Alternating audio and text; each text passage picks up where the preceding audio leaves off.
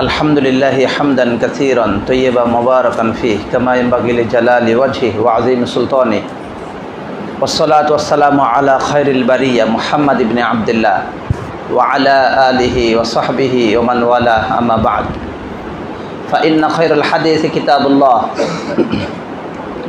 व खैरल हदी हदी मुहम्मद मुस्तफ़ा सल्लल्लाहु अलैहि वसल्लम व शर्रल उमूरि मुहदसातुहा व कुल्लु मुहदसतिन बिदअह व कुल्लु बिदअतिन दलाला व कुल्लु दलालतिन फिन्नार अम्मा बअदु फ़क़द क़ाल तआला व लक़द कर्रमना बनी आदम व हमलनाहुम फ़िल बर्रि वल बहर व रज़क़नाहुम मिनत तय्यिबाति व फ़द्दलनाहुम अला कसीरिम मिम्मन ख़लक़ना तफ़दीला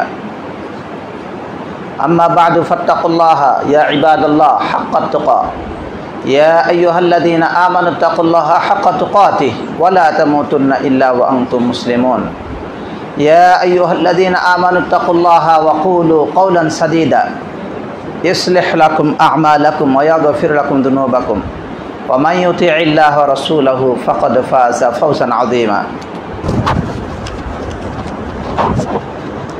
अल्हम्दुलिल्लाह, प्रशंसा আল্লাহ রাব্বুল আলামিনের জন্য যে আল্লাহ রাব্বুল আলামিন আমাদেরকে সাপ্তাহিক জুমার এই দিবসে সলাতুল জুমা আদায়ের জন্য মসজিদে উপস্থিত করেছেন। যে আল্লাহ তাআলা আমাদেরকে আসার তৌফিক দান করলেন, তার শুকরিয়া বলি আলহামদুলিল্লাহ।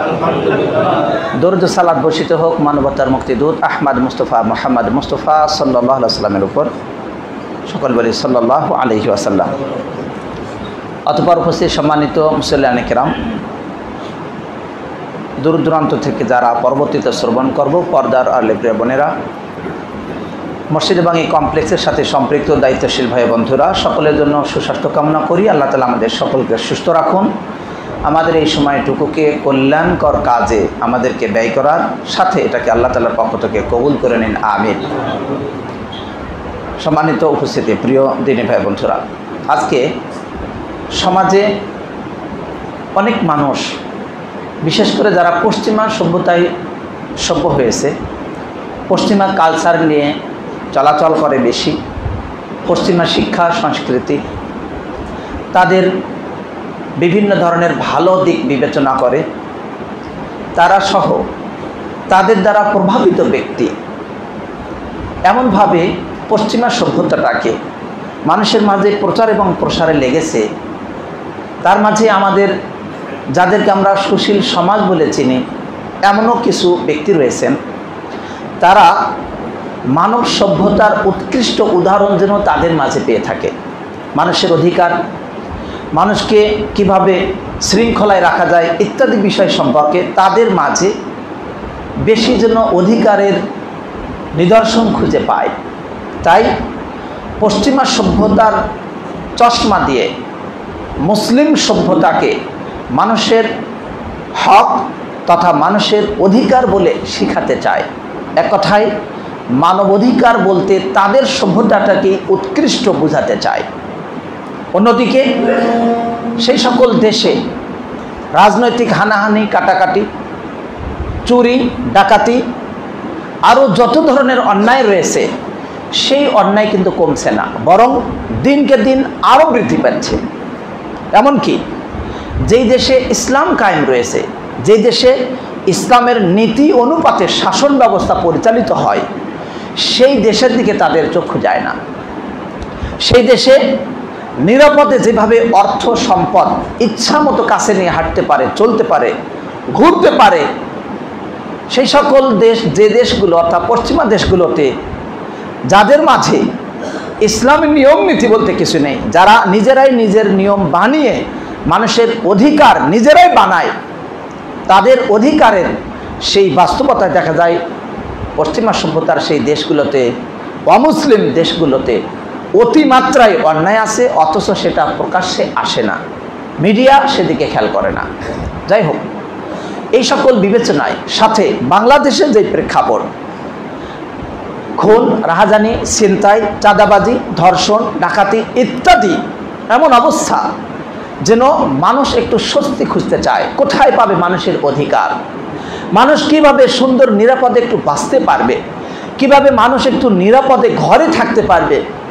তার অধিকারটুকু কোথায় সে পাবে, এই চিন্তা যখন মানুষ করছে, সেই অবস্থাতে আজকে মানবাধিকার সম্পর্কে কিছু কথা বলবো বলে আশা করছি। ওমা তৌফিক ইল্লা বিল্লাহ আলাইহি তাওয়াক্কালতু ওয়া ইলাইহি উনীব। মনে রাখবেন, মানবাধিকার বলতে ইসলামের মানবাধিকার মূল আমাদের বিষয়।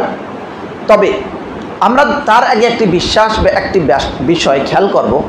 আজকে অনেকেই মনে করেন, সারা দেশে যদি আমরা তাকাই, যে মনে করেন ইসলামের যেই বিধিবিধানগুলো, ইসলামের যে শরীয়ত নীতি মালা রয়েছে, এইগুলো বর্তমান প্রেক্ষাপটে পূর্ণরূপে চলবে না, এমন ধারণা কারো রয়েছে। এই ধারণা ভুল। অন্যদিকে মানব রচিত যে আইন, সময় উপযোগী আইন, এটাই আমাদের জন্য উপযুক্ত। গণতান্ত্রিক আইন, অধিকাংশ মানুষ যা চায় সেটার ভিত্তিতে আইন করা, এটা আমাদের বর্তমান সময়ের জন্য এর চেয়ে আর উত্তম কিছু নেই। এই ধরনের ধারণা করা সম্পূর্ণ ভুল, এটা বাস্তব বিবর্জিত। কারণ কি, মানুষ সে এক জায়গার মানুষ, সে তার জায়গার অবস্থা বুঝতে পারবে, তার জায়গার মানুষের কি চাহিদা সেই আইন করতে পারবে। কিন্তু বিশ্বের এক জায়গার মানুষ সারা পৃথিবীর কোন মানুষের কি চাহিদা এটা কেউ জানে না। কোন জায়গায় কি আইন প্রযোজ্য হবে, এর যথাযথ উদাহরণ এবং এর যথাযথ নীতিমালা কি হওয়া দরকার, সেটা কোনো মানুষই সারা বিশ্বের মানুষের সম্পর্কে জানে না। মানুষের এক এক জায়গায় এক এক ধরন গড়ন এবং সেই ভিত্তিতে তাদের চাহিদার ভিন্নতা আছে। এই সব ধরনের মানুষের চাহিদা জানে কে? আল্লাহ, একমাত্র আল্লাহ। তিনি জানেন যে মানুষের কি প্রয়োজন, সেই প্রয়োজন অনুপাতেই তিনি বিধান দেন। তাই আল্লাহ তাআলা বলেন, আলা ইয়ালামু মান খালাকা ওয়া হুয়াল লাতীফুল খাবীর। সে কি জানে না কে সৃষ্টি করেছেন? তিনি হলেন সূক্ষ্মদর্শী, সব অবগত। অতএব যিনি সব অবগত, তিনি তার জ্ঞান অনুপাতে বিধান দিতে পারেন, যা অবগত ব্যক্তির, অবগত সত্তার যদি সেটা সৃষ্টির মাঝে হয় তাহলে তাদের ক্ষেত্রে হবে ত্রুটিপূর্ণ। কিন্তু যেই সত্তা হলেন খালেক আল্লাহ তাআলা, সেই সত্তার পক্ষ থেকে যখন অবগত হওয়া, তার মানে তিনি সব জানেন। তার কাছে আসমান জমিনে কোনো জায়গাতে কোনো কিছু গোপন নেই। একটি পাতা যদি পড়ে তাও তার জানা আছে। অতএব তিনি সেই অনুপাতেই যখন বিধান দেন, তাহলে সেটি সারা বিশ্বের মানুষের জন্য প্রযোজ্য হয়। তাই আমরা আজকে আল্লাহ তাআলার পক্ষ থেকে যে বিধানগুলো মানব অধিকারের ব্যাপারে, এই বিষয়ে আমরা কিছু কথা বলবো। প্রথমত ইসলাম, এটি হলো যত রকমের বিধিবিধান এসেছে আসমান থেকে আসা, আল্লাহ রাব্বুল আলামিনের পক্ষ থেকে আসা, বিশ্বের প্রতিপালক যে আল্লাহ, তার পক্ষ থেকে ওহী যত রয়েছে, সব ওহীর সমাপ্ত হয়েছে ইসলামের দ্বারা। ইসলামের পরে আর ওহী আসবে না। এবং সেই ইসলাম যেটি মুহাম্মদ মুস্তাফা সাল্লাল্লাহু আলাইহি সাল্লামের কাছে এসেছে। এরপর ইসলামে আজ থেকে 1400 বছর আগে মানবাধিকার নিয়ে এমন কথা বলা হয়েছে যা বিশ্বের কেউ বলেনি। একজন খ্রিস্টান পাদ্রী, সেও এই কথা স্বীকার করে যে সারা বিশ্বে সর্বপ্রথম মানবাধিকার নিয়ে কথা বলেছে ইসলাম। সুবহানাল্লাহ। যখন মেয়েরা নির্যাতিত ছিল, নিষ্পেষিত ছিল, যখন কন্যা সন্তান হওয়া সন্তানের কাছে, সমাজের কাছে দোষের ছিল, সমাজ যখন কন্যা সন্তানকে গ্রহণ করতে চাইতো না, শুধু গ্রহণ করার এক্ষেত্রে তার অপারগতা শুধু নয় বা অপছন্দ শুধু নয়, বরং তাকে লাঞ্ছনা বঞ্চনার মাপকাঠি খেয়াল করত। এমনকি লাঞ্ছনা বঞ্চনা থেকে দূরে থাকার জন্য কন্যা সন্তানকে জীবন্ত পুঁতে দিত। সেই সময় ইসলাম নারীর মর্যাদার কথা বলেছে, ইসলাম শিশুর মর্যাদার কথা বলেছে, ইসলাম মানুষের মর্যাদার কথা বলেছে। ইসলাম সেই সময়ের দাসত্ব থেকে মানুষকে মুক্ত করতে হাজারো রকমের উৎসাহ দিয়েছে, যাতে করে মানুষ সেই দাসত্ব থেকে মুক্তি পায়। মানুষ যখন মানুষের কাছে দাস হয়েছিল, সেই সময় ইসলাম মানুষের দাসত্ব থেকে তাদেরকে মুক্ত করে আল্লাহর দাসে পরিণতর আহ্বান জানিয়েছে, যেটা মানুষের অধিকার। তাই সর্বপ্রথম ইসলাম এমনভাবে মানবাধিকারের কথা বলেছে, এত গভীরভাবে, এত ব্যাপকভাবে, যার আমানতদারিতা, যার দায়িত্ব ইসলামই শুধু নিতে পারে, অন্য কেউ পারে না। এই জন্য ইসলাম বিশেষভাবে নির্দেশনা দেয় যে এই দায়িত্ব, ইসলামের সৌন্দর্য এবং ইসলামের যে নীতিমালা আছে, ইসলামের কল্যাণকর যে বিষয়গুলো আছে, সেগুলো শুধু কেউ নিজে জেনে থাকবে তা না, বরং একটি সামষ্টিক, একটি গ্রুপ, একটি দল, একটি বিশেষ শ্রেণী যারা এলেম অন্বেষণ করবে, তারা যেন ইসলামের এই সৌন্দর্য মানুষের কাছে ছড়িয়ে দেয়, যাতে মানুষ ইসলামের যে অধিকার, মানুষের জন্য ইসলাম যে অধিকার সংরক্ষণ করেছে সেটা অন্যরা যেন জানে, জানলে সেই দিকে ধাবিত হবে। তখন অমুসলিম কালচার, অমুসলিম সভ্যতা, অমুসলিম মানবাধিকারের দিকে তারা কখনোই ভুরকে রেখে সেটাকে তারা ছুঁড়ে ফেলে দিবে, তাদের সেটার কোনো প্রয়োজন হবে না। এই জন্য আল্লাহ তাআলা বলেন, ওয়ালতাকুম মিনকুম উম্মাহ ইয়াদউনা ইলাল খায়র ওয়া ইয়ামুরুনা বিল মা'রুফ ওয়া ইয়ানহাউনা আনিল মুনকার ওয়া উলাইকা হুমুল মুফলিহুন। তোমাদের একটি দল থাকা উচিত যারা ভালো কাজের আদেশ করবে, কল্যাণের দিকে আহ্বান করবে। ইসলাম কি কি কল্যাণের বিষয়, সৌন্দর্যের বিষয়, অধিকারের বিষয়, ভালো বিষয় যা দিয়েছে সেই দিকে আহ্বান করবে, ভালো কাজের আদেশ করবে, অসৎ কাজ থেকে নিষেধ করবে, আর তারাই সফল কাম। অতএব এই দাওয়াতের নির্দেশনা থেকে আহ্বান জানাতে চাই, আমরা জানবো এবং অন্যদেরকেও যেন আমরা প্রচার করি, এটা ইসলামের বিধান। দিনী ভাই বন্ধুরা, প্রিয় মুসলিম ভাতৃমণ্ডলী, আমরা এবার খেয়াল করব যে ইসলামের হক যেটি, সেটা হলো মানুষের জন্য যেই অধিকার ইসলাম বলেছে, এই অধিকার তথা মানব অধিকার এটি অত্যন্ত গুরুত্বপূর্ণ একটি বিষয়। এই গুরুত্বপূর্ণ বিষয়কে কেন্দ্র করে বহু রকমের আলোচনা হয়ে থাকে, বহু সেমিনার হয়ে থাকে, সেটা দেশীয়, সামাজিকভাবে, রাষ্ট্রীয়ভাবে, আন্তর্জাতিকভাবে বহু সেমিনার হয়ে থাকে, যাতে করে মানুষ মানব অধিকার নিয়ে সচেতন হয়, কথা বলে থাকে। কিন্তু আমরা যদি খেয়াল করি যে মানব অধিকারের সমাধানের ব্যাপারগুলো এবং এটাকে শক্তিশালী করার ব্যাপারে যত রকমের সেমিনার, যত রকমের আইন কানুন পৃথিবীতে হোক না কেন, এই সবগুলোর উপরে চমৎকৃতভাবে আলোকিত হয়ে থাকবে ইসলামের আইন। সুবহানাল্লাহ। সে যে এলাকাতেই হোক না কেন, যেখানেই হোক না কেন, মানুষ সেই অধিকারগুলো ইসলামের মাধ্যমে পেয়ে থাকে। অতএব ইসলামের এই সৌন্দর্যের ক্ষেত্রে আমরা যদি দেখি যে মানুষ ইসলামের মাধ্যমে কেন সম্মান পাবে না, অবশ্যই পাবে। কারণ আল্লাহ রাব্বুল আলামিন তিনি নিজেই এই মানুষকে সৃষ্টি করেছেন এবং সম্মানিত করেছেন, বলি সুবহানাল্লাহ। আল্লাহ তাআলা তাই বলেন, ওয়ালাকাদ কাররামনা বানি আদামা ওয়া হামালনাহুম ফিল বাররি ওয়াল বাহর। আমি বানি আদমকে সম্মানিত করেছি, আমি তাকে জলে স্থলে আরোহণ করিয়েছি, আমি তাদেরকে উত্তম রিজিক দান করেছি, আর বহু মাখলুকের উপরে তাদেরকে আমি শ্রেষ্ঠত্ব দিয়েছি, বলি সুবহানাল্লাহ। অতএব যিনি নিজ হাতে মানুষকে সৃষ্টি করলেন, খালাকাল ইনসানা বিয়াদাইহি, তার হাতে তিনি মানুষকে সৃষ্টি করলেন সুন্দর অবয়বে, এবং তিনি তার মাঝে নিজের থেকে রূহ ফুঁকিয়ে দিয়েছেন এবং তাকে বহু মানুষের উপরে শ্রেষ্ঠত্ব দিয়েছেন। এই জন্য তাকে পৃথিবীর মাঝে খলিফা নিযুক্ত করেছেন। একজনের পরে আরেকজন পৃথিবীতে বিভিন্ন দায়িত্ব পালন করবে, রাষ্ট্র দায়িত্ব পালন করবে, সামাজিক দায়িত্ব পালন করবে, নেতৃত্ব দিবে, এরকম যোগ্য করে তাদেরকে তিনি সৃষ্টি করলেন এবং তাদের জন্য সারা বিশ্বে আসমান এবং জমিনে যা আছে এর সব বিষয়গুলো তাদের জন্য অনুগত করে দিলেন। সুবহানাল্লাহ।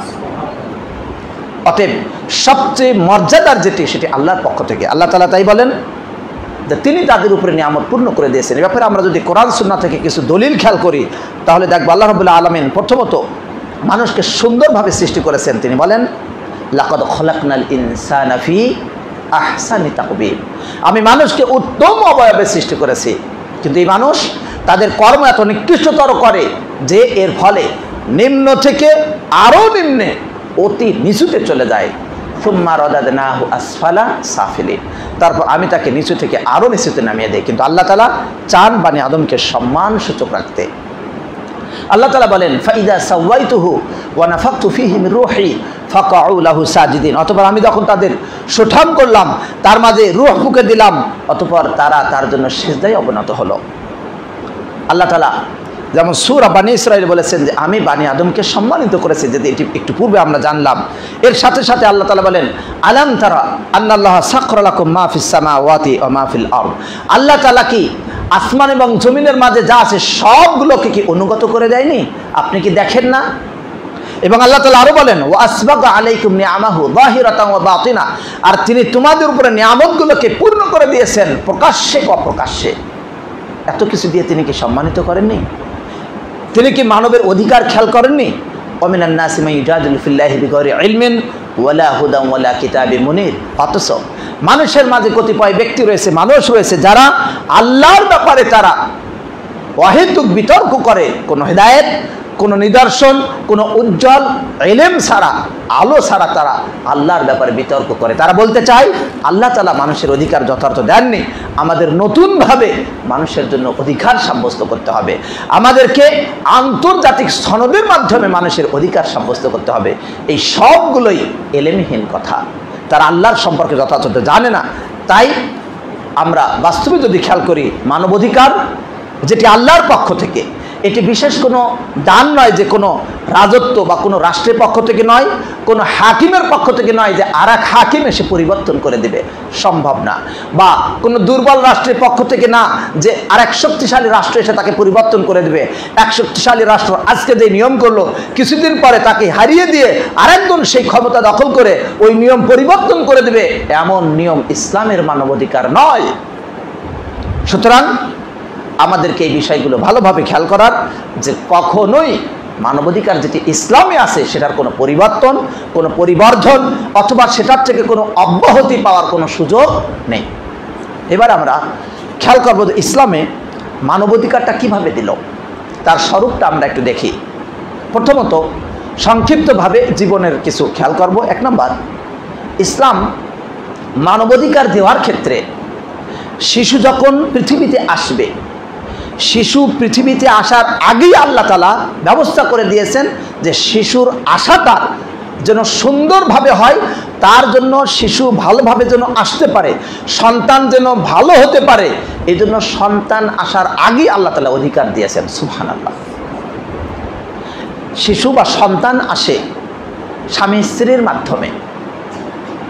স্বামী স্ত্রী যদি খারাপ হয় তাহলে শিশু খারাপ হবে, এটা স্বাভাবিক একটি ব্যবস্থা। এই জন্য ইসলাম স্পষ্ট করে দিয়েছে যে উত্তম মাকে গ্রহণ করা, চয়েস করার ক্ষেত্রে উত্তম স্ত্রী চয়েস করা। যখন বিবাহ করবে, বিবাহের সময় উত্তম স্ত্রী যদি চয়েস করে, তাহলে সেই উত্তম স্ত্রী থেকে উত্তম সন্তান আসবে। সুবহানাল্লাহ। ওয়াল বালাদুত তাইয়্যিবু ইয়াখরুজু নাবাতু বিইذনি রাব্বি। উত্তম জমিন এটি আল্লাহর নির্দেশে উত্তম ফসল দেয়। তার ফসল, তার চারা, তার গাছগাছালি সেগুলো উত্তম হয়ে থাকে যদি জমিন ভালো হয় আল্লাহর নির্দেশে। ওয়াল্লাযী খাবুসা লা ইয়াখরুজু ইল্লা নাকিদা। আর যেটা খারাপ সেটা কাঁটাযুক্ত, খারাপ ছাড়া কিছু তৈরি করে না। তাই ফসল এর জন্য ক্ষেত ভালো হতে হবে, ক্ষেত যদি ভালো হয় ফসল ভালো জন্মাবে। সুতরাং স্ত্রী নির্বাচনে যথোপযুক্ত স্ত্রী নির্বাচন করা। এই জন্য আবু হুরায়রা থেকে বর্ণিত হাদিস, রাসূলুল্লাহ সাল্লাল্লাহু আলাইহি ওয়াসাল্লাম বলেন যে স্ত্রী বা নারীকে বিবাহ করা হয়ে থাকে 4টি কারণে। মানুষ সাধারণত এই 4টি কারণে বিবাহ করে থাকে। লিমালিহা, তার মালের কারণে, ওয়ালি হাসাবিহা, তার বংশের কারণে, মর্যাদার কারণে, ওয়ালি জামালিহা, তার সৌন্দর্যের কারণে বিবাহ করে থাকে, ওয়ালি দীনিহা, এবং তার দিনের কারণে। ফাযফার বিযাতিদ দ্বীন, তুমি দ্বীনকে প্রাধান্য দাও। তারিবাত ইয়াদাকা, তোমার হাত দূষিত হোক। অর্থাৎ এমন না করলে তোমার জন্য যেন বদ্ধ। মূলত এখানে রাসূলুল্লাহ সাল্লাল্লাহু আলাইহি ওয়াসাল্লাম উৎসাহ দিলেন যে হে ওই ব্যক্তি যাকে আমি দিক নির্দেশনা দিচ্ছি, তোমার জন্য উচিত হলো তুমি দ্বীনকে প্রাধান্য দাও, তাহলে তুমি দুনিয়াতেও সফল হবে, আখিরাতেও সফল হবে। সুতরাং সন্তান ভূমিষ্ঠ হওয়ার আগে তার যে ব্যবস্থাপনা, তার যেই আসার পথ, সেই পথটাকে সুন্দর করা যাতে তার অধিকার সংরক্ষিত হয়। এরপর হাদিসটি ইমাম বুখারী বর্ণনা করেন 5090 নম্বর এবং মুসলিম 1466 নম্বর হাদিসে। অতএব সুন্দর স্ত্রী চয়ন করার ক্ষেত্রে আরও আমরা যদি খেয়াল করি, রাসূলুল্লাহ সাল্লাল্লাহু আলাইহি ওয়াসাল্লাম এখান থেকে যে উৎসাহ দিলেন যাতে করে উভয় জগতে সফল হবে, আপনি ভালোভাবে খেয়াল করে দেখবেন যে মানুষ এই 3টাকে প্রাধান্য দেয়, কিন্তু যে দ্বীনকে প্রাধান্য দেবে সাথে অন্যটা যা পাবে তাতে কোনো দোষের নাই। কিন্তু দ্বীনকে প্রাধান্য দিলে তার দ্বীনমুখী হবে, সে মুসলিমদের যে অধিকার সেই বিষয় সে মনে রাখবে। আর যদি বিবাহ করে এমন ব্যক্তিকে যে পশ্চিমা সভ্যতায় বড় হয়েছে, পশ্চিমা সভ্যতা ছাড়া আর কিছু বোঝে না, সন্তান ছোট থেকেই পশ্চিমা সভ্যতা নিয়ে বড় হবে। ছোট থেকে ইসলাম বিদ্বেষী হবে, ছোট থেকে সে আল্লাহকে ভুলে যাবে, ছোট থেকেই তাকে অমুসলিমের দিকে ধাবিত করবে। তাই রাসূলুল্লাহ সাল্লাল্লাহু আলাইহি ওয়াসাল্লাম বললেন, কুল্লু মাউলুদিন ইউলাদু আলাল ফিতরা, প্রত্যেকটা সন্তান ইসলামের উপরে, সঠিকতার উপরে, সঠিক মনের উপরে তারা জন্মগ্রহণ করে। এরপর তার পিতামাতা হয়তো তাকে ইহুদি বানায়, অথবা খ্রিস্টান বানায়, অথবা তাকে অগ্নিপূজক বানায়, কারণ ওই যে বিবাহের সময় তার যথার্থ ব্যবস্থা সে নেয়নি। সন্তান আসার যে অধিকার ছিল সুন্দরভাবে, সন্তান আসার পর তাকে সেই পথ থেকে সরিয়ে দিয়েছে। এরপর আমরা যদি খেয়াল করি, সন্তান প্রথমত উত্তম স্ত্রী চয়ন করার পরের যেই ধাপ, সেটা হলো মায়ের পেটে যখন সন্তান থাকে, অর্থাৎ গর্ভধারিণী মা, তার ক্ষেত্রে ইসলাম যথার্থ গুরুত্ব দিয়েছে যাতে করে গর্ভ অবস্থায় সন্তান ভালো থাকে। আমরা অনেক সময় খেয়াল করি যে সন্তানের শরীর কিভাবে সুঠাম হবে, তার দেহ, তার বডিটা কিভাবে ভালো হবে, শক্তিশালী হবে, এই বিষয়ে আমাদের অনেক রকমের চিন্তা। এই জন্য আমরা ডাক্তারের কাছে যাই, বিভিন্ন ব্যবস্থা করি, কিন্তু তার আসল যেটা, যেই অংশটুকু ঠিক থাকলে সারা শরীর ঠিক থাকবে, আর যেই অংশটুকু নষ্ট হলে সারা শরীর অকেজ হয়ে যাবে, যথার্থ উপযুক্ত কাজ করতে পারবে না শরীর, সেই অংশটার ব্যাপারে আমাদের গুরুত্ব কম। আলা ওয়াহিয়াল কলব, সেটা হলো অন্তর, সেটা হলো অন্তর।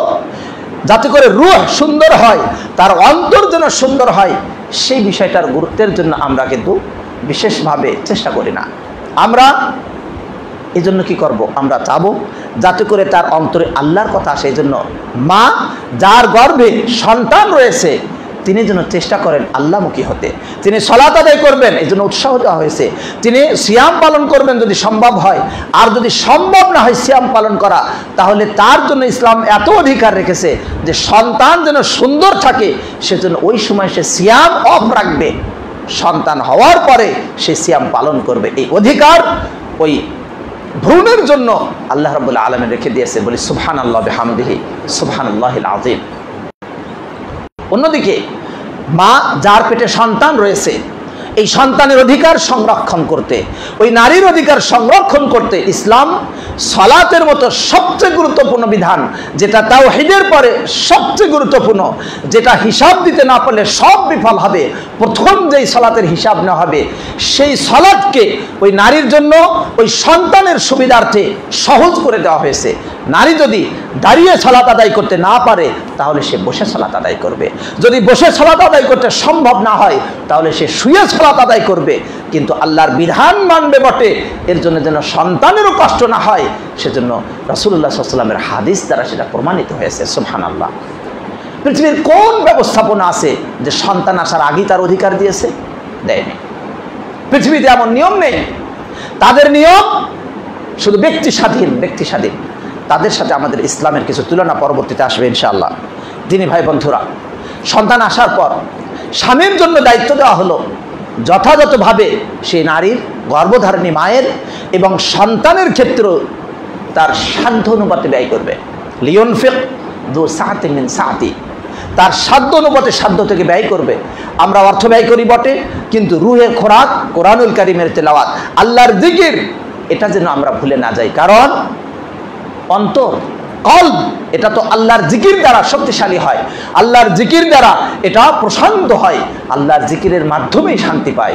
আল্লাহ তাআলা তাই বলেন, আলা বিযিকরিল্লাহি তাতমাইন্নুল কুলুব, সাবধান, জেনে রাখো নিশ্চিতভাবে যে আল্লাহর জিকিরের মাধ্যমেই অন্তর প্রশান্তি পায়। আপনি খাবার খাবেন অনেক, কিন্তু আপনার অন্তরে যদি আল্লাহর জিকির না থাকে, আপনি যদি আল্লাহমুখী না হন, সব সময় আপনার জন্য একটা অস্থিরতা কাজ করবে। কিন্তু আপনার হাজারো অস্থিরতার মাঝে আপনি সালাতের সামনে আসেন, আল্লাহমুখী হন, সুবহানাল্লাহ, আলহামদুলিল্লাহ, জিকির আজকার করুন, আপনার অন্তর প্রশান্ত হবে। তাই রাসূলুল্লাহ সাল্লাল্লাহু আলাইহি ওয়াসাল্লাম বললেন, আরিহনা বিনা ইয়া বিলাল, হে বিলাল, সালাতের মাধ্যমে আমাদেরকে তৃপ্তির দিকে নিয়ে যাও, আমাদেরকে প্রশান্তির দিকে নাও। রাসূলুল্লাহ সাল্লাল্লাহু আলাইহি ওয়াসাল্লাম সালাতের মাধ্যমে শান্তি পেতেন। তাই নারী প্রশান্তির জন্য, সন্তানের প্রশান্তির জন্য জিকির আজকার করবে বটে, সালাত আদায় করবে বটে, কিন্তু যেন ক্ষতি না হয় সন্তানের নিজের, এজন্য যেভাবে তার জন্য সুবিধা, যেটা তার জন্য সক্ষম, সেই অনুপাতে সালাত আদায় করবে, সেই অনুপাতে অন্যান্য জিকির আজকার করবে। এবং পারতপক্ষে পারলে দাঁড়িয়ে হোক, বসে হোক, শুয়ে হোক, যেন কোরআনুল কারীম তেলাওয়াত করে, তার সাধ্য অনুপাতে অন্য জিকির করবে। তবে সেই সন্তান যেটা ভ্রূণ হিসেবে বর্তমান, সেই সন্তান ভবিষ্যতে ভালো হবে বলে আশা করা যায়। এমনকি এই সন্তান আসার আগে স্বামী স্ত্রীর যেই মাধ্যমে সন্তান আসে, স্বামী স্ত্রীর মিলন, এখানেও যেন স্বয়ং আল্লাহর কথা ভুলে না যায়, শয়তান কুমন্ত্রণা দেওয়ার জন্য কোনো সুযোগ না পায়। সেক্ষেত্রে রাসূলুল্লাহ সাল্লাল্লাহু আলাইহি ওয়াসাল্লাম বললেন, তোমাদের যখন কেউ স্ত্রীর কাছে যায় সেজন্য দোয়া পড়ে, বিসমিল্লাহ আল্লাহুম্মা জান্নিবনা শাইতান ওয়া জান্নিবিশ শাইতানা মা রাযাকতানা। হে আল্লাহ, আমাদেরকে আপনি যে রিজিক দান করবেন, সেই রিজিক তাকে আপনি শয়তান থেকে দূরে রাখুন, অর্থাৎ শয়তান যেন কাছে আসতে না পারে, শয়তানকেও দূরে রাখুন এবং এই রিজিক তথা সন্তানকে আপনি হেফাজত করুন। দিনী ভাই বন্ধুরা, পরবর্তীতে আমরা যদি খেয়াল করি, সিয়ামের ব্যাপারেও রাসূলুল্লাহ সাল্লাল্লাহু আলাইহি ওয়াসাল্লাম সহজতার কথা বলেছেন। তাই মায়ের সুস্থতার দিকে বিবেচনা করে, স্বাস্থ্যের প্রতি বিবেচনা করে এই বিধানগুলো দেওয়া হয়েছে। এরপর শিশু যখন ভূমিষ্ঠ হবে, ভূমিষ্ঠ হওয়ার সঙ্গে সঙ্গে শিশুর কয়েকটি অধিকার ইসলাম দিয়েছে। 1 নম্বর অধিকার, শিশুর যে অধিকার, 1 নম্বর অধিকার যে তার জন্য সুন্দর একটি নাম চয়ন করতে হবে। এটি শিশুর অধিকার। শিশুর জন্য এলোমেলো নাম যেন না হয়, সেটার জন্য সুন্দর। এমনকি এই শিশু, তার জন্য আল্লাহ তাআলা যেই শিশু দান করলেন, সন্তান দান করলেন, তার শুকরিয়া স্বরূপ আকিকা দিতে হয়, তার নামকরণ করতে হবে এবং তার কষ্টকর যে চুল রয়েছে সেটা ফেলতে হবে। যদি এমন হয় যে এই চুল ফেলার সময় তার গঠনগতভাবে অবস্থা এমন যে অতি কষ্ট হবে, আরো বেশি কষ্ট হবে, সেক্ষেত্রে সে চুল পরও ফেলতে পারে। সুতরাং ইসলাম এই বিষয়গুলো, আমরা অনেক হাদিস এগুলো ব্যাপারে আমরা জানি। রাসূলুল্লাহ সাল্লাল্লাহু আলাইহি ওয়াসাল্লাম বললেন, প্রত্যেকটা গোলাম, শিশু সন্তান, সে আকিকার সাথে আবদ্ধ। 7 দিনে তার পক্ষ থেকে আকিকা দেওয়া হবে, তার নাম রাখা হবে এবং তার মাথা মুন্ডন করে দেওয়া হবে। হাদিস ইবনে মাজাহ 3165-তে বর্ণনা করেন, হাদিস সহিহ। এরপর শিশু ভূমিষ্ঠ হওয়ার পরে একের পর এক ইসলাম তার জন্য অধিকার দিয়েছে।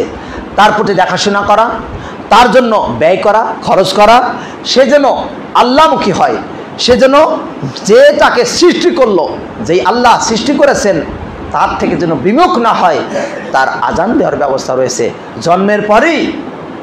এরপর তার জন্য আমরা চেষ্টা করব, বা যারা পিতামাতা তাদের জন্য দায়িত্ব, সন্তান যেন যথার্থ খরচ পায়, লেখাপড়া ইত্যাদি যেটা আল্লাহমুখী ইসলামের যে দায়িত্ব সেগুলো যেন পূরণ হয়। কারণ সন্তান বা অধীনস্থ ব্যক্তি তাদের যতটুকু খরচ দেওয়া দরকার সেটা যদি না দেয়, কাফা বিল মারি ইসমান, তাহলে পাপী হওয়ার জন্য এটাই যথেষ্ট।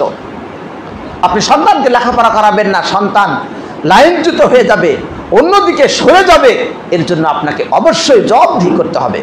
তাই রাসূলুল্লাহ সাল্লাল্লাহু আলাইহি ওয়াসাল্লাম বললেন, কুল্লুকুম রাইন ওয়া কুল্লুকুম মাসউলুন আন রাইয়াতিহি, তোমাদের প্রত্যেককে দায়িত্বশীল এবং তার দায়িত্ব সম্পর্কে জিজ্ঞাসা করা হবে। সুতরাং পিতামাতা দায়িত্বশীল, তার সন্তানকে কিভাবে সুন্দরভাবে দ্বীনের পথে রাখতে হবে তার জন্য সে দায়িত্বশীল। তাকে কিভাবে খরচ দিতে হবে, তার খাবার দাবার, চিকিৎসা ব্যবস্থা যা কিছু প্রয়োজন সবই তাকে দিতে হবে। এজন্য রাসূলুল্লাহ সাল্লাল্লাহু আলাইহি ওয়াসাল্লাম বলেছেন দায়িত্বশীল, এটি ইসলামের অধিকার। অনুরূপভাবে এই দায়িত্বে পর্যায়ক্রমে সেই ব্যক্তি পুরুষ হবে তথা বড় হবে, যুবক হবে, তখন তার বিবাহ দেওয়ার দায়িত্ব, মেয়ে যদি হয় যথার্থভাবে ব্যবস্থা করা অভিভাবকের দায়িত্ব, যেন সুন্দরভাবে তার বিবাহ হয়। যদি না করে তাহলে এর পাপ পিতামাতাকে বহন করতে হবে। অন্যদিকে আমাদের অনেকেই রয়েছে, তার সন্তান বড় হয়, সন্তান যুবক হয়, বিবাহ করতে চায়, কিন্তু পিতামাতা আছে, তারা চায় যে কোথায় গেলে অর্থ সম্পদ বেশি হবে, কোনটাতে লাভ বেশি হবে, এই চিন্তা করে সন্তানের বিবাহকে বিলম্বিত করে। তুমি প্রতিষ্ঠিত হতে পারোনি, তুমি এখন পর্যন্ত তোমার নিজের পায়ে হাঁটতে পারো না, তুমি বিকল হয়ে আছো, তোমার পা চলছে না, তুমি আগে নিজের পায়ে দাঁড়াও, তারপরে তুমি বিবাহ করবে, ইত্যাদি অযৌক্তিক কথা বলে বিবাহ পিছিয়ে দেয়। এর মাধ্যমে তারা পাপের দিকে তাদেরকে ধাপিত করে। তারা যদি পাপে ধাপিত হয় তবে তাদের অবহেলার কারণে, যথার্থ সময় বিবাহ না দেওয়ার কারণে তাদের অধিকার থেকে তারা যে বঞ্চিত হলো, তারা অন্যায়ের দিকে ধাপিত হলো। এই জন্য পিতা মাতাকেও জবাবদিহি করতে হবে। অতএব মনে রাখবেন, সন্তান যথার্থ উপযুক্ত হলে তাকে বিবাহ দেওয়ার জন্য আপনার চেষ্টা করা উচিত, অন্যথায় এটা তার উপরে জুলুম হবে, আর এই জুলুমের জন্য আপনি জালেম বলে আল্লাহর কাছে বিবেচিত হবেন। এমনকি সন্তান কিয়ামতের দিন অভিযোগ করবে, আমার পিতামাতা আমার জন্য যথার্থ দায়িত্ব পালন করেনি, আমাকে পথ দেখায়নি। এমনকি কিছু নেতা খেতা তারাও আমাদের সন্তানদেরকে ভুলিয়ে দেয় আল্লাহ থেকে, তাদেরও কিয়ামতের দিন জবাবদিহি করতে হবে। দিনী ভাই বন্ধুরা, এইভাবে ইসলাম তাদের বিষয়গুলোকে, এমনকি আপনি যদি খেয়াল করেন, ইসলাম শুধু জীবিত অবস্থায় নয়, বরং যখন একজন ব্যক্তি মারা যাবে, একজন মুসলিম মারা যাওয়ার পরেও তার হক অধিকার ইসলাম সংরক্ষণ করেছে। সুবহানাল্লাহ বিহামদিহি, সুবহানাল্লাহিল আযীম।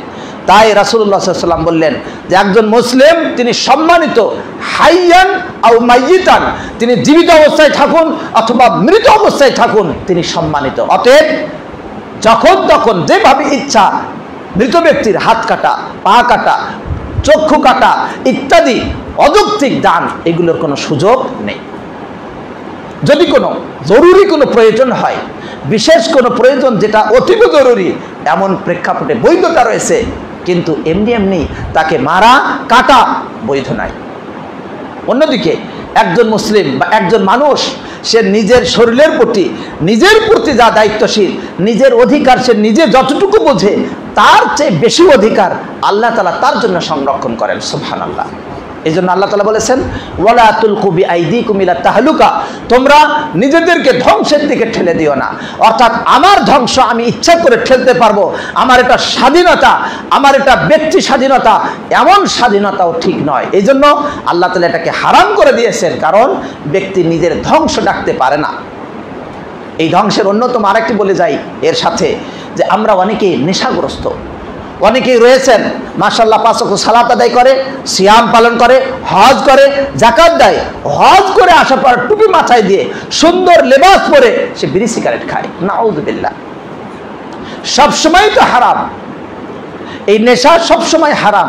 আর এর চেয়ে যেগুলো মারাত্মক রয়েছে, মদ খাওয়া এবং আরো যত হেরোইন বা আরো যত ধরনের মাদক রয়েছে, এই সবগুলো আরো বড় হারাম। কিন্তু কমপক্ষে যারা নিজেদেরকে ভালো মনে করে, 5 ওয়াক্ত সালাতও আদায় করে, এরপরও তারা এই নেশা খায়, এই নেশা এটা হারাম। আপনি বলবেন আমার মাথা নষ্ট হয় না, আমার মাথা ঘোরে না, আমার তো স্বাভাবিক, কিন্তু এটা আপনার ক্ষতি ডেকে আনে, আপনার ধ্বংসের দিকে ঠেলে দেয়। এর কারণে আপনার অসুস্থতা হয়, এর কারণে আপনার ক্যান্সার হতে পারে, ধূমপান মৃত্যু ঘটায়। এত কিছু জানার পর আপনার ধ্বংস বলে বিবেচিত হয় না? আর আল্লাহ তাআলা বললেন, নিজেদেরকে ধ্বংসের দিকে ঠেলে দিও না। এই ধ্বংসের দিকে ঠেলে দেওয়া নিষিদ্ধ, এটি হারাম। অতএব ইসলাম মানুষের নিজের শরীর, বডি, এটাকে সুন্দর রাখার জন্য অধিকার দিয়েছে, এমনকি তার অধিকার সংরক্ষণ করেছে। ব্যক্তি নিজেও যদি নিজেকে ধ্বংস করতে চায়, তবে তবুও তাকে নিষিদ্ধ করা আছে। এই জন্য আত্মহত্যা করা মারাত্মক হারাম। যে ব্যক্তি আত্মহত্যা করবে সেই ব্যক্তি তো মারাই গেল, কিন্তু তার জন্য এত হুমকি দেওয়া আছে, কিয়ামতের দিন সে ওইভাবেই জাহান্নামে উঠতে থাকবে। কেউ যদি ছুরি দ্বারা নিজেকে আত্মহত্যা করে, সে ছুরি কিয়ামতের দিন জাহান্নামে সে এমন করতে থাকবে। কেউ যদি পাহাড় থেকে পড়ে আত্মহত্যা করে, সে কিয়ামতে বা জাহান্নামে এভাবেই পড়বে। এই সবগুলো দিয়ে একজন ব্যক্তিকে সুন্দর রাখতে ইসলাম অধিকার দিয়েছে। দিনী ভাই বন্ধুরা, এই সবগুলো যদি আমরা খেয়াল করি, তাহলে সত্যি আমাদের এই কথাই মুখ দিয়ে উচ্চারণ করতে হবে। আল্লাহ তাআলা যেমনটি বলেছেন, ওয়ালাকাদ কাররামনা বানি আদামা ওয়া হামালনাহুম ফিল বাররি ওয়াল বাহর, যেটি পূর্বেই বলা হলো, অবশ্যই আমি বানি আদমকে সম্মানিত করেছি, আমি তাকে জলে স্থলে আরোহণ করিয়েছি, তাকে আমি বহু সৃষ্টির উপরে প্রাধান্য দিয়েছি। সুবহানাল্লাহ। সূরা ইসরা 70 নম্বর আয়াত। পৃথিবীতে এমন কোন জীবন ব্যবস্থা রয়েছে, পৃথিবীর এমন কোন আদর্শ রয়েছে যে ব্যক্তির সন্তান হওয়ার আগের থেকে শুরু করে মৃত্যু পর্যন্ত, এমনকি মৃত্যুর পরেও তার অধিকার সংরক্ষণ করে? মৃত্যুর পরে সুন্দরভাবে দাফন দেওয়া হয়। রাসূলুল্লাহ সাল্লাল্লাহু আলাইহি ওয়াসাল্লাম বললেন, তোমাদের কেউ যখন মারা যাবে, তোমাদের ভাই যদি মারা যায়, তবে সেজন্য তার দাফন, তার কাফন যেন সুন্দরভাবে করে। সুবহানাল্লাহ। এখানে পুড়িয়ে দেওয়া নেই, এখানে শেষ করে দেওয়া নেই, এখানে অবহেলার কোনো সুযোগ নেই। রাসূলুল্লাহ সাল্লাল্লাহু আলাইহি ওয়াসাল্লাম ইসলামের এই সৌন্দর্যগুলো মানুষকে দিয়েছে, কিন্তু মানুষ এই অধিকারগুলো জানে না। অমুসলিমরা যদি না জানে সেটা তাদের ব্যাপার, কিন্তু আমাদের মুসলিমরা কেন মুখ খুলে বলতে পারে না যে ইসলাম সবচেয়ে বেশি অধিকার দিয়েছে? অতএব ইসলামের অধিকার চূড়ান্ত, এর বাইরে কোনো তন্ত্র মন্ত্র দেশ সংস্থা নতুন করে অধিকার দেওয়া আমাদের জন্য প্রয়োজন নেই। দিনী ভাই বন্ধুরা, এবারে বিশেষ বিশেষ কয়েকটি অধিকার নিয়ে কথা বলবো, যা নিয়ে সারা বিশ্বব্যাপী মাথা ব্যথা। এক নম্বর, জীবনের অধিকার। একটু আগে আমরা অনেকটাই জানলাম এই জীবনের অধিকার সম্পর্কে। এই জীবনের অধিকার নষ্ট করা যাবে না, যেই অধিকারগুলো অন্যরাও দিয়েছে। কিন্তু আমরা যদি দলিল খেয়াল করি, আরও স্পষ্ট রূপে আল্লাহ তাআলা বলেছেন, অমান কতলা নাফসান মান কতলা নাফসান বিগয়রি নাফসিন আও ফাসাদিন ফিল আরদি ফাকান্নামা কতলান নাসা জামিআ। যে ব্যক্তি কোনো ব্যক্তিকে হত্যা করলো অন্যায়ভাবে অথবা কোনো প্রাণের বিনিময়ে প্রাণ হত্যা ছাড়া, সেজন্য সারা বিশ্বের মানুষকে হত্যা করলো। আল্লাহু আকবার। সকল মানুষকে হত্যার সমতুল্য অন্যায় বলে বিবেচিত করা হচ্ছে। এমনকি কোনো ব্যক্তি যদি ভুল ফতোয়া দেয়, আর এই ভুল ফতোয়া দেওয়ার কারণে যদি কোনো ব্যক্তি হত্যা হয়, নিহত হয়, তাহলে এই হত্যাকেও রাসূলুল্লাহ সাল্লাল্লাহু আলাইহি সাল্লাম হত্যা বলে বিবেচনা করেছেন। জাবেরের হাদিস, রাসূলুল্লাহ সাল্লাল্লাহু আলাইহি সাল্লামের প্রসিদ্ধ হাদিস, আমরা অনেকেই জানি হাদিসটি। যখন সাহাবীরা সফরে গেলেন, সফরে যাওয়ার পর একজনের স্বপ্নদোষ হয়েছিল। হওয়ার পর কিন্তু ওই ব্যক্তি যুদ্ধে আহত অবস্থায় মাথায় আঘাত ছিল। মাথায় আঘাত থাকার ফলে তিনি অন্যদেরকে জিজ্ঞাসা করলেন যে আমি এখন কি করতে পারি? আমার তো গোসল ফরজ, আমাকে সালাত আদায় করার জন্য গোসল করতে হবে, তো আমি কি করব? তখন কতিপয় সাহাবী না বুঝে বললেন যে তুমি যেহেতু গোসল করতে সক্ষম, অতএব তোমাকে গোসল করে সালাত আদায় করতে হবে। কিন্তু তারা জানতেন না, তার তায়াম্মুমের বিধান ছিল, কিন্তু এই ফতোয়া দেওয়ার কারণে তিনি গোসল করলেন। গোসল করে সালাত আদায় করার জন্য তিনি প্রস্তুতি নিলেন, এবং গোসলের পরে তিনি তার যেহেতু মাথায় আঘাত, ক্ষত রয়েছে, মাথাতে হয়তো পানি গেল, যার ফলে এর মাধ্যমে তার মৃত্যু হলো, তিনি শহীদ হয়ে গেলেন। রাসূলুল্লাহ সাল্লাল্লাহু আলাইহি ওয়াসাল্লামের কাছে যখন এই ঘটনা বলা হলো, তিনি বললেন, কাতালাহুল্লাহ কামা কাতালু, তার অকল্যাণ হোক, যেমনভাবে তারা তাকে হত্যা করেছে, আল্লাহ তাআলা তাদের ধ্বংস করুন, তাদেরকে বিনাশ করুন, তাদের অকল্যাণ করুন। মূল কথা হলো রাসূলুল্লাহ সাল্লাল্লাহু আলাইহি ওয়াসাল্লাম কাতাল শব্দ ব্যবহার করলে যার অর্থ হত্যা করা, তার মানে তাদের এই কাজটি যেন তাকে হত্যা করা, কারণ তারা হত্যার উপকরণ বলে দিয়েছে, যার ফলে সে হত্যা হয়েছে। কিন্তু যেহেতু তাদের ভুল ইজতিহাদের কারণে হয়েছে, এজন্য এর বিপরীতে কিসাস আসেনি। নবী সাল্লাল্লাহু আলাইহি ওয়াসাল্লাম ওই ফতোয়াদাতাকে হত্যা করেননি, সেটা ভিন্ন বিষয়, কিন্তু এটা মারাত্মক অন্যায় যে এলেম ছাড়া ফতোয়া দেওয়া, এর কারণে হত্যা হওয়া, এটাও যেন একটা হত্যার সমতুল্য অন্যায় করলো। দিনী ভাই বন্ধুরা, আমরা যদি খেয়াল করি, দুনিয়াবি চালচলন, কথাবার্তা, সর্বক্ষেত্রে আল্লাহমুখী হওয়ার জন্য যা কিছু রয়েছে ইসলাম সবই দিয়েছে। অতএব এক নম্বর যেটা আমরা জানলাম যে জীবনের নিরাপত্তা, জীবন যেন বেঁচে, জীবন যেন থেকে যায়, মানুষ যেন বাঁচে, তার জীবনের অধিকার। কিন্তু আপনাকে কে অধিকার দিল যে একজন ব্যক্তি ব্যবসা করেন, তার ব্যবসা থেকে আপনাকে চাঁদা দিতে হবে, চাঁদা না দিলে আপনি তাকে হত্যা করবেন? কে অধিকার দিল? কিয়ামতের কি জবাব দিবেন যেদিন আপনার বিপক্ষে সে আসবে? আজকে রাষ্ট্রীয় দায়িত্বে যারা রয়েছেন তাদের গভীরভাবে খেয়াল করতে হবে কি কারণে এত অন্যায় হচ্ছে সমাজে। এবং রাজনৈতিক যারা ব্যক্তিত্ব, যারা রাজনীতি করেন, তাদেরও সাবধান থাকা দরকার। তাদের কোনো কর্মী, কোনো ব্যক্তি যেন অপর ব্যক্তির উপরে অন্যায়ভাবে কোনো ধরনের আঘাত, কোনো ধরনের সংকটাপন্ন অবস্থা যেন তৈরি করতে না পারে, কোনো কষ্টদায়ক কিছু যেন তাদের উপরে না হয়।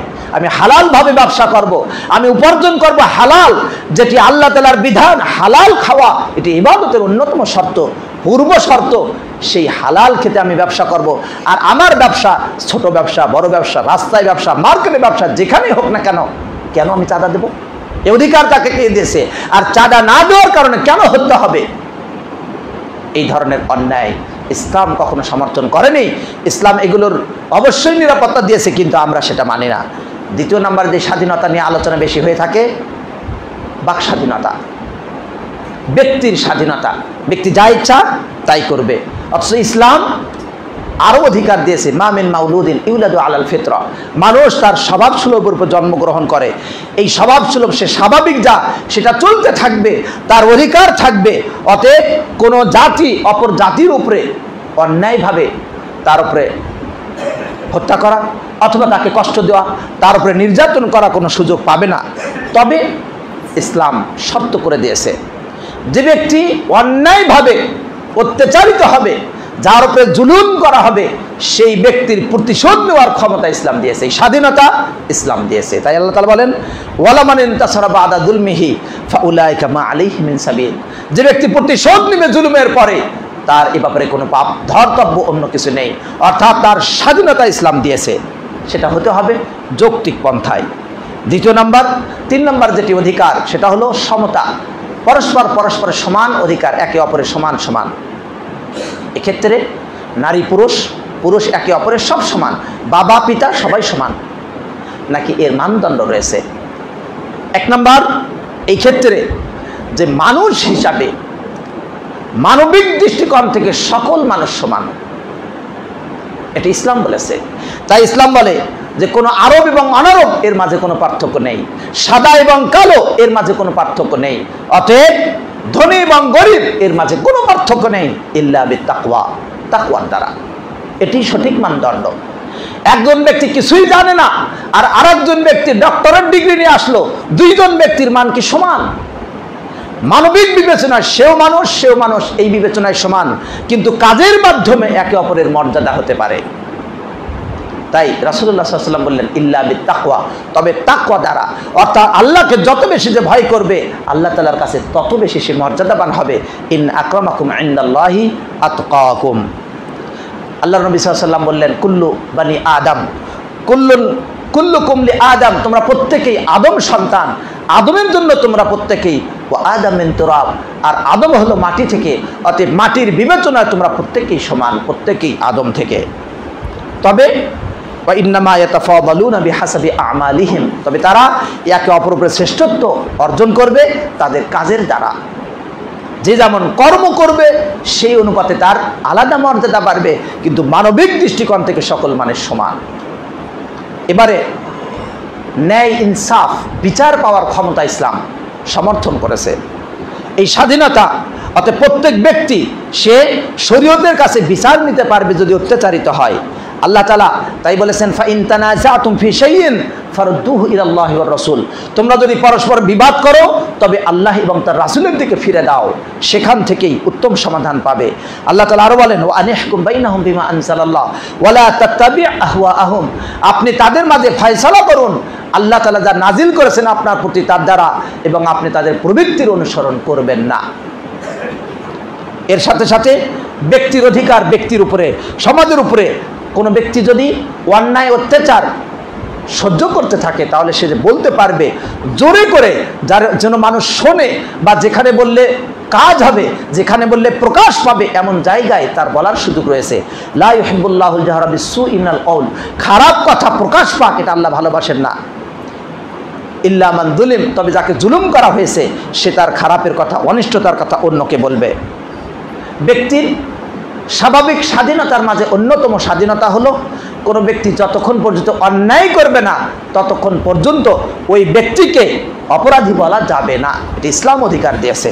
ইসলাম বলেছে, কুল্লু উম্মতি মুআফা ইল্লাল মুজাহিরাত, প্রত্যেক ব্যক্তি আমার উম্মতের সকলেই ক্ষমাপ্রাপ্ত, সকলেই অপরাধ মুক্ত, সকলেই নির্দোষ, তবে যেই ব্যক্তি প্রকাশ্যে কাজ করে, প্রকাশ্যে যে অন্যায় করে প্রকাশ করে, সেই ব্যক্তি ব্যতীত, হাদিস ইমাম বুখারী বর্ণনা করেন। অতএব সাধারণভাবে না জেনে কাউকে অন্যায়কারী বলা যাবে। যারা পিছনে অনেকে দাঁড়িয়ে আছেন তার জন্য একটু ব্যবস্থা করুন, আপনারা একটু সামনের দিকে চাপিয়ে আসুন, পিছনে অনেকে দাঁড়িয়ে আছেন, একটু একটু করে সামনের দিকে চাপিয়ে আসুন যেন পিছনে যারা আছেন তারা যেন বসতে পারেন।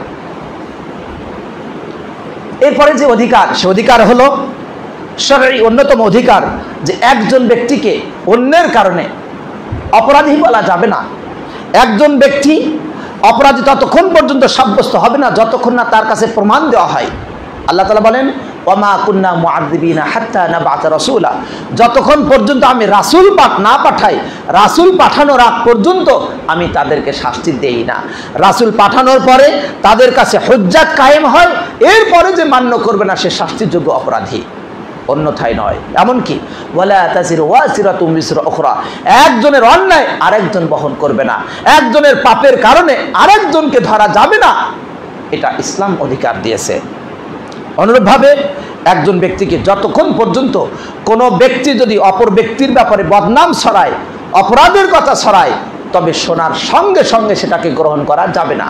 আল্লাহ তাআলা বলেন, ইয়া আইয়ুহাল্লাযীনা আমানু ইন জাআকুম ফাসিকুম বিনাবাইন ফাতাবায়ানু, তোমাদের কাছে যদি কোনো অপরাধী, কোনো পাপাচারী, ফাসিক ব্যক্তি যদি কোনো সংবাদ নিয়ে আসে তবে তোমরা যাচাই বাছাই করো, অন্যথায় তোমরা না জেনে সিদ্ধান্ত নিতে গেলে পরিশেষে তোমাদেরকে আফসোস করতে হবে, এমনটি যেন না হয়। কোনো ব্যক্তি অমুসলিম যদি হয়, যারা সংখ্যালঘু অথবা দিনের ক্ষেত্রে যেই দিনের প্রাধান্যতা, যেখানে ইসলামের প্রাধান্যতা, সেই জায়গায় সংখ্যালঘুর হক ইসলাম সংরক্ষণ করেছে। কোনো মুশরিক, কোনো অমুসলিম যদি মুসলিম ব্যক্তির কাছে এসে আশ্রয় চায়, যে আমি দিন সম্পর্কে আগে জানতে চাই, আমাকে আশ্রয় দিন, তাহলে আল্লাহ রাব্বুল আলামিন বিধান দিলেন যে তাকে আপনি আশ্রয় দিন। ওয়াইন আহাদু মিনাল মুশরিকিনা ইস্তাজারাকা ফাআজিরহু হাত্তা ইসমা কালামাল্লাহ সুম্মা আবলিগহু মা'মানা, আপনার কাছে যদি কোনো মুশরিক আসে, আসার পর যদি আশ্রয় চায়, তবে আপনি তাকে আশ্রয় দিন এবং তাকে নিরাপত্তা পৌঁছিয়ে দিন। সুবহানাল্লাহ। অতএব নীতি অনুপাতে করতে হবে তাদের ব্যবস্থা। তবে অন্যদিকে তাদের অধিকার আরো সংরক্ষণ করেছে ইসলাম।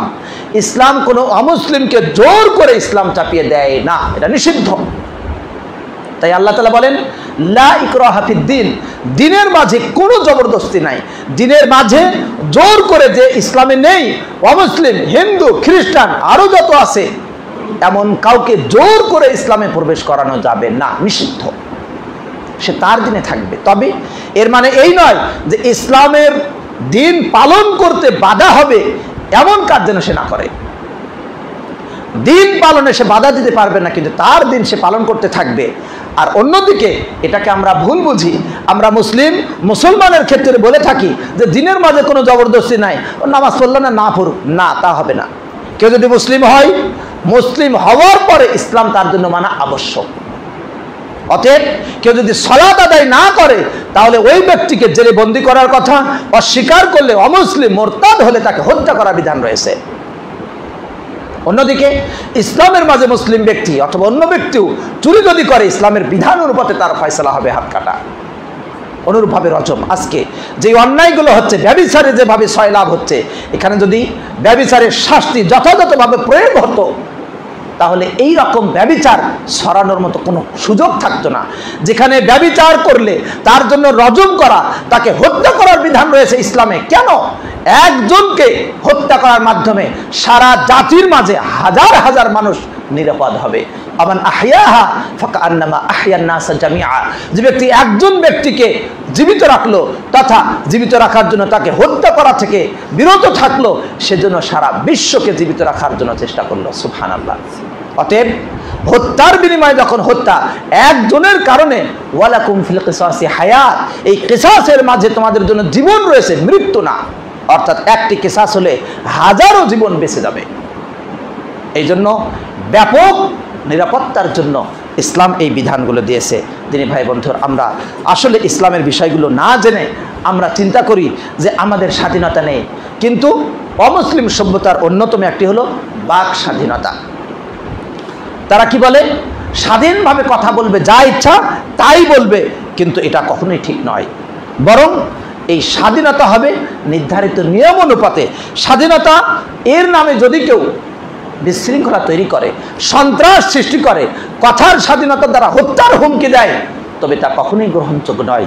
ইসলাম তাই বলেছে, লা ইল্লাম ইয়ানতাহিল মুনাফিকুনা ওয়াল্লাযীনা ফি কুলুবিহিম মারাদ, যদি মুনাফিকরা বিরত না থাকে, যাদের অন্তরে রোগ রয়েছে তারা যদি বিরত না থাকে, ওয়াল মুরজিফুনা ফিল মাদিনাতি, এবং শহরে বন্দরে যারা গুজব রটনাকারী, গুজব সৃষ্টিকারী এই ব্যক্তিরা যদি তারা বিরত না হয়, লা নুগরিয়ান্নাকা ফিল মাদিনাতি লা নুগরিয়ান্নাকা বিহিম সুম্মা লা ইউজাবিরুনাকা ফিহা ইল্লা কালিলা, আমি আপনাকে তাদের বিরুদ্ধে শক্তিশালী করব, তাদের বিরুদ্ধে আপনাকে তেজোদ্দীপ্ত করব, অতঃপর তারা আপনার পাশে প্রতিবেশী হিসেবে থাকতে পারবে না, ইল্লা কালিলা, তবে অল্প কিছুদিন।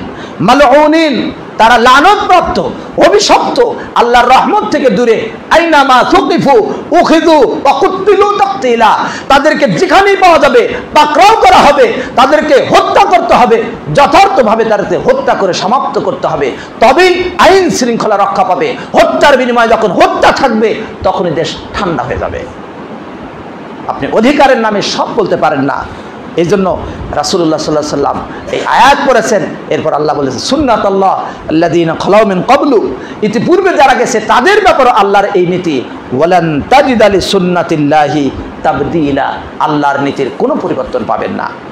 দিনী ভাই বন্ধুরা, আমরা যদি দেখি আমার কথা বললে যদি আমাকে পাকড়াও করা হয়, আমাকে যদি কথার ক্ষেত্রে ধরা হয়, সন্ত্রাস বলা হয়, আমি হত্যার হুমকি দিলাম ইত্যাদি, এটা তো আমার বাক স্বাধীনতা। আমি আমার জীবনের কথা বলবো, আমি আমার গল্প যেভাবে ইচ্ছা ইসলামের বিরুদ্ধে বলবো, নবী সাল্লাল্লাহু আলাইহি ওয়াসাল্লামের বিরুদ্ধে কথা বলবেন, আর আপনি বলবেন বাক স্বাধীনতা। এই স্বাধীনতা কে দিয়েছে?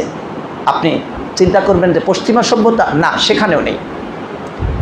ডক্টর হাইসাম তলাত তিনি বলেছেন যে বিবেক সম্পন্ন এবং সঠিক বিবেচনা প্রসূত এমন কোনো সংবিধান নাই যেখানে বাক স্বাধীনতাকে পুরোপুরি স্বাধীন করা হয়েছে, এমন কোনো সংবিধান নাই পৃথিবীতে। এমনকি যদি আমরা খেয়াল করি কানাডা সংবিধানের 1 নম্বর ধারার 319 নম্বর অনুচ্ছেদে সেখানে বলা হয়েছে যে বাক স্বাধীনতার দ্বারা পূর্ণরূপে স্বাধীনতা উদ্দেশ্য নয়, বরং এই স্বাধীনতার উদ্দেশ্য হলো কেউ যদি পুরোপুরি ইচ্ছামতো স্বাধীনভাবে কথা বলে তাহলে তাকে কারাগারে বন্দী করা হবে। এটা কানাডিয়ান সংবিধান। অন্যদিকে যদি আমরা খেয়াল করি আন্তর্জাতিক যে সনদ সংবিধানের মানবাধিকারের সংবিধান তার 19 নম্বরে 3 নম্বরে বলা রয়েছে যে কোনো ব্যক্তি যদি রাষ্ট্রের বিরুদ্ধে সে যদি কথা বলতে থাকে, সে যদি তার সংবিধান আলোচনা করতে গিয়ে যদি তার ইচ্ছা মতো করে, তাহলে রাষ্ট্র জাতিসংঘের যে নীতি রয়েছে সেই নীতির ভিত্তিতে তাকে পাকড়াও করা হবে। তাহলে সম্পূর্ণরূপে স্বাধীন কথা কোথায় আছে? এটা কোনো পাগল ছাড়া কেউ বলবে না, পৃথিবীর কোনো সংবিধানে নেই। তাই আসুন আমরা সংবিধান, নিজের অধিকার, মানবাধিকার ইত্যাদির নামে যেন ব্যভিচারে সয়লাভ না করি, আমরা যেন ব্যভিচারীকে পুরস্কৃত না করি। যারা পুরস্কৃত করবে আল্লাহ তাদেরকে হেদায়েত দান করুন বলে আমিন। এবং মানবাধিকারের নামে অন্যের অমুসলিম প্রীতিকে আমাদের মাঝে যেন ছড়িয়ে দেওয়া না হয়।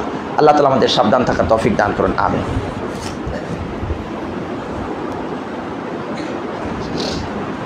আলহামদুলিল্লাহ, আলহামদুলিল্লাহ কাফা সালামুন আলা ইবাদিহিল্লাযিনা ইসতাফা, আম্মা বাদ। দিনী ভাই বন্ধুরা, ইসলাম মানব অধিকার সংরক্ষণ করার ক্ষেত্রে কোনো ব্যক্তি যদি অন্যকে অত্যাচার করে যদি মারা যায়, যিনি অত্যাচারিত হলেন, অত্যাচারীর অধিকার কি আর অত্যাচারিত ব্যক্তি মাজলুমের অধিকার কি?